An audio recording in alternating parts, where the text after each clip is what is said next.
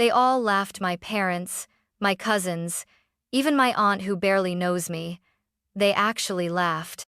At Thanksgiving dinner, my sister Emily raised her glass and said, "Here's to family except for Hannah, the failure who thinks money makes her worth something." And they laughed. Like it was just a harmless joke. Like I hadn't paid for the wine they were sipping or the food on their plates. I didn't laugh.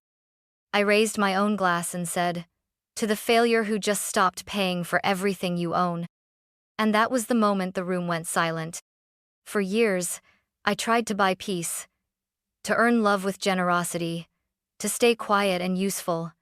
But that night, something broke. Or maybe something finally healed. And what followed wasn't revenge, it was truth, finally unburdened. This is the story of what came after that toast. Growing up, I learned early that silence was safer. Emily was the loud one, sparkling, unpredictable, the center of every room. I was the shadow trailing behind her shine. While she sang at talent shows and brought home boyfriends like trophies, I stayed in my room reading books about astrophysics and building basic web apps before I even hit high school. My parents didn't ignore me, not exactly. But praise was always reserved for Emily. She was our wildflower, our bright spirit, the one who lives life to the fullest. I was so responsible, so mature, which in our house really meant not needing anything. By 16, I had a part-time job and my own savings account. At 19, I was living off freelance contracts, while Emily bounced between majors and partied her way through a 6-year college experience she never finished. Still, whenever she stumbled, there was always a net to catch her, usually funded by me. I remember one Thanksgiving when Emily showed up unannounced with her then-boyfriend, a man who insulted me within 5 minutes of arrival. My mother rushed to set an extra place at the table for them. No one noticed I hadn't spoken a word all dinner. Later that night, I paid the rent she forgot to send that month, quietly, because she just needed a little time to get her photography business going. I never expected a thank you, but I guess I always hoped for acknowledgement, a pause, a look that said, "You matter too." It never came. Instead, there were jokes, little barbs tucked into casual comments. "Don't work yourself into an early grave, hon." Or, "Money doesn't buy happiness, you know." One year, Emily gave me a mug that said CEO of being lonely. She thought it was hilarious. I kept showing up. Kept giving. Holidays, birthdays, medical bills, broken down cars, even a down payment for Emily's first condo. The title somehow ended up in her name alone. I told myself, this is what family does. But deep down I knew. I wasn't family in the way Emily was. I was the safety net beneath them all. Reliable, replaceable, unseen. So when Emily lifted her glass at that Thanksgiving dinner and said those words, "Except for Hannah," it wasn't the insult that broke me. It was the clarity. Everything I'd ignored, justified, endured, it snapped into focus. And I knew right then, I wasn't going to be their silent benefactor anymore. You'd be surprised how much people forget when they're not the ones paying.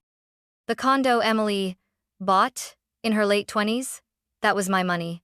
She'd been denied a mortgage due to poor credit and asked if I could just help get her started. I paid the down payment and signed the guarantor line. She moved in, posted Instagram tours with "blessed, thriving" captions, and never mentioned my name once.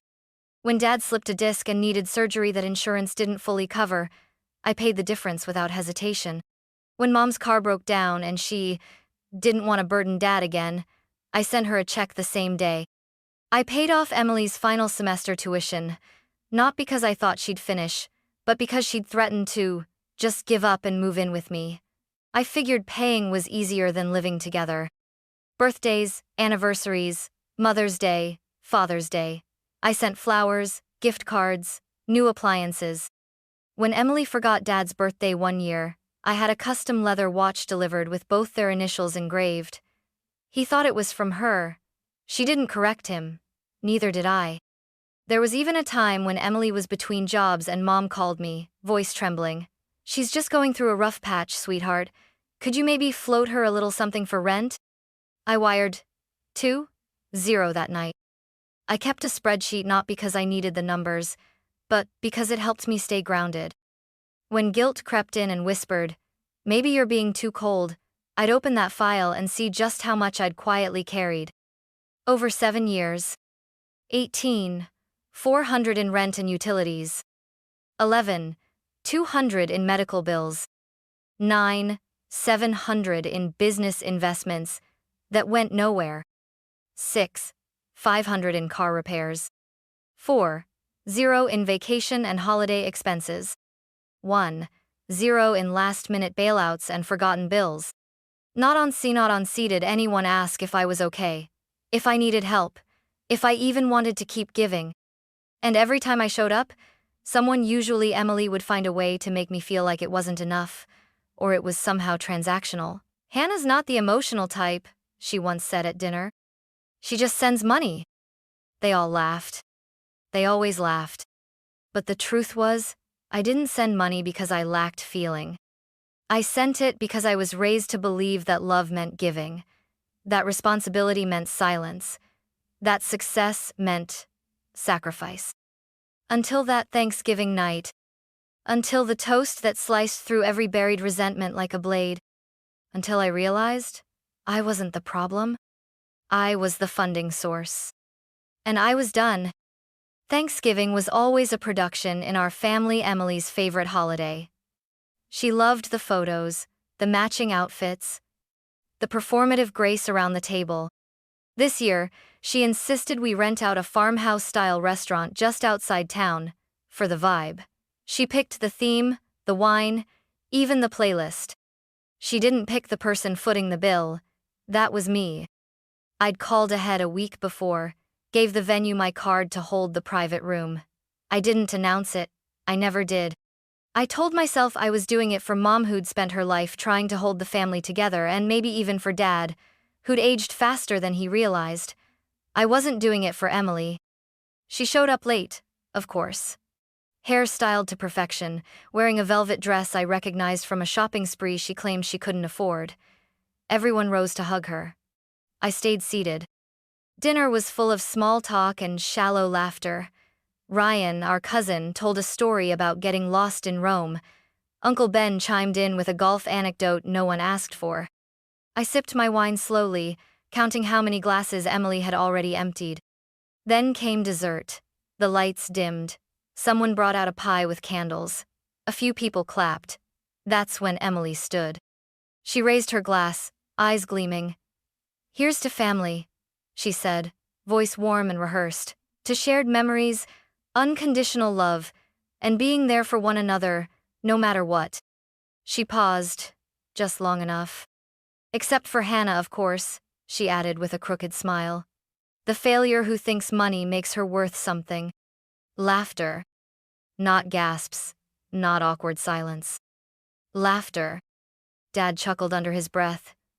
Mom tried to scold Emily with her eyes but didn't say a word. A few cousins looked down, clearly uncomfortable, but no one spoke up. My hands didn't shake, my heart didn't race. It was strangely quiet inside me, like the moment before a power outage. I stood, lifted my glass of water because I don't drink much around them. I need to stay clear. And I said calmly, "To the failure who just stopped paying for everything you own." The table froze. Silverware paused midair. A wine glass tilted but didn't fall. I smiled faintly. "Starting tonight, the car insurance, the condo bills, the family health fund, even this dinner off my books." I nodded toward the door, where the restaurant manager stood discreetly with a bill folder in hand. "That one's on you, Emily." She blinked. Dad sat up straighter. Mom whispered, "Hannah," like I was the one making a scene. But I wasn't making a scene. I was drawing a line. And this time, I wasn't erasing it. The dinner ended without dessert. The staff cleared plates in a rush, their polite smiles brittle. No one made eye contact. My parents avoided looking at me. Emily stormed out first, heels stabbing the hardwood like punctuation. The rest trickled out, whispering, avoiding the obvious. I waited until everyone left. Then I paid the bill. Yes, I still covered it. Not because they deserved it, but because I needed that night to end clean. I wasn't going to give them the satisfaction of calling me petty or cruel. I was ending the role I'd been cast in, not adopting another version of it. By the time I got home, my phone was already lighting up. Text from Dad. "That wasn't fair, Hannah. You blindsided everyone. Not how we handle things in this family." Voicemail from Mom. "Sweetheart," Emily was joking. "Please don't let one comment ruin decades of love.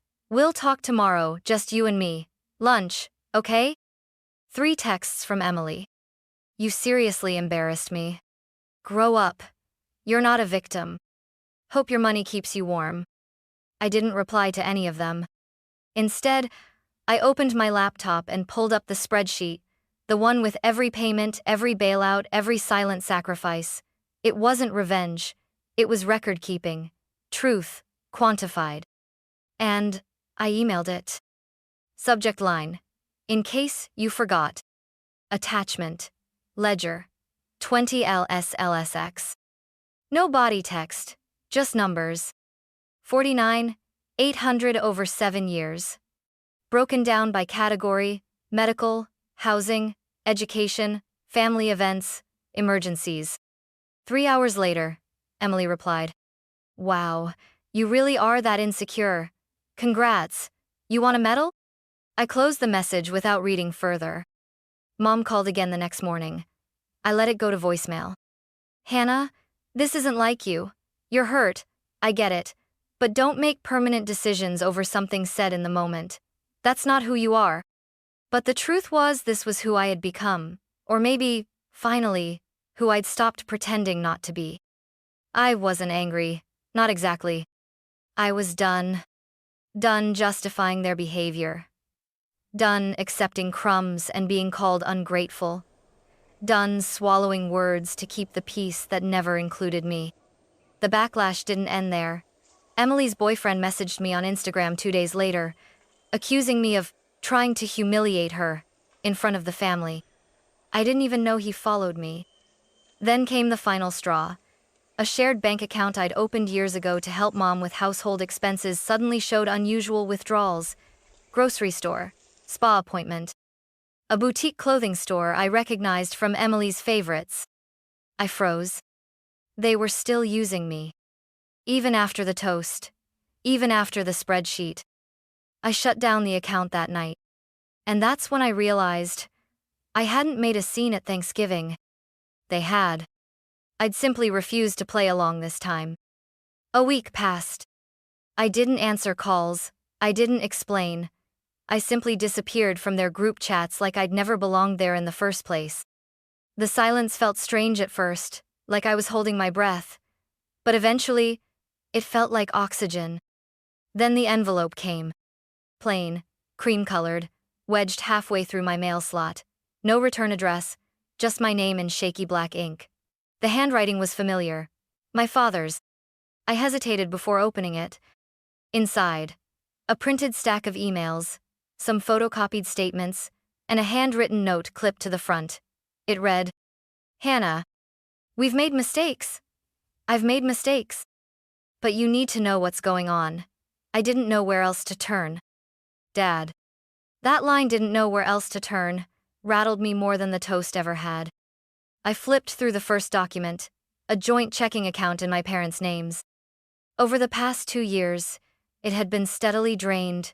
1, 200 here, 2, 800 there, nearly every transaction marked E. Carson. Emily. Some were ATM withdrawals, others were PayPal transfers.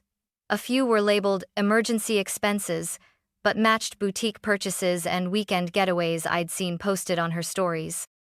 The amounts weren't just large, they were consistent, predictable. The next page was an email exchange between my dad and their financial advisor. "We may need to refinance the house if this keeps up." I didn't realize how far behind we were. "I've tried talking to Emily. She says she's handling it. But Hannah can't know. She's done enough already." That sentence stopped me cold. She's done enough already. It was the closest thing I'd ever gotten to an acknowledgement, and it wasn't even said to me. It was buried in a thread of desperation. They were losing the house. The home I grew up in, the one they always bragged about owning outright, was leveraged to support Emily's lifestyle. Not because she needed it, but because she expected it. And they let her. Over and over. And now they were at the end of the rope. That night, I sat in my kitchen with the folder spread across the table, tea gone cold beside me, and my hands clenched in my lap. This wasn't just about a toast anymore. It was about a pattern, one that had drained more than my wallet had drained my self-worth, quietly, over years. But now I had clarity. And leverage. And a choice to make. I could walk away completely, leave them to face the fallout alone. Or, I could use what I knew to protect them. Not for them. For me. Because if I didn't break the cycle here, it would keep spinning long after I was gone. The next morning, I called a lawyer. Her name was Marissa Adlersharp, direct, no nonsense. She'd helped a friend of mine set up a trust fund after a messy divorce. I explained everything, the hidden withdrawals, the equity drain, the silence, the toast. I expected her to be shocked. She wasn't. What you're describing, she said, tapping her pen, isn't just financial abuse. It's learned, dependency-enabled, funded, and emotionally manipulated. And you? You're the structure they've been standing on. I blinked. Structure. That word stayed with me. I didn't want revenge. I didn't even want control. I wanted to stop being the thing holding everything up because they never once looked down to check if I was still standing. So we created a plan. Step 1. I'd purchase the family home at market value through a private trust, removing it from further risk of foreclosure or equity loss. Step 2. The trust would grant my parents lifetime residence, but only them. If they tried to transfer rights to Emily or take loans against it again, the trust would automatically freeze. Step 3. I'd clear their existing debts using a portion of my investment income, but with full documentation, signatures, and legal restrictions. No more informal favors. No more blurry lines. Emily was not part of the deal. Marissa drafted everything in under a week. I transferred the funds the next day. When the paperwork was ready, I sent a formal letter to my parents explaining the terms, short, clear, and unemotional. You will not lose your home. You will be protected, but not in control. This is not a punishment. It is a boundary. Dad didn't respond. Mom called 3 times. I didn't answer. Emily sent a text that simply said, "You've lost your mind." I didn't reply, because for the first time in my life, I hadn't lost myself trying to protect them. I'd protected myself too. Later that week, the documents were signed quietly, without ceremony. My parents sat across from me in Marissa's office. They looked older, not angry, just tired. Mom whispered, "Thank you," as she slid the final page forward. I nodded. No hugs, no forgiveness, just formality. Emily didn't show up. I never expected her to. That night, I sat alone in my apartment with a glass of wine and the final deed in hand. The weight wasn't gone, but it had shifted. It no longer lived in my chest. It lived in contracts, in clarity, in distance. I wasn't the structure anymore. I was the architect now. And everything that came next, I'd be the one to design it. It happened on a Sunday afternoon. Cold wind, gray sky, the kind of day that makes everything feel heavier. The knock on my door was sharp, 3 quick hits, like punctuation. I looked through the peephole and wasn't surprised. Emily. No makeup, hoodie too big for her frame, hair in a messy knot that looked less effortless and more forgotten. She wasn't here to impress anyone. She was here for answers. I opened the door halfway. "Emily." She didn't smile. "We need to talk." I hesitated, then stepped aside. She walked in, without waiting for an invitation, same as always.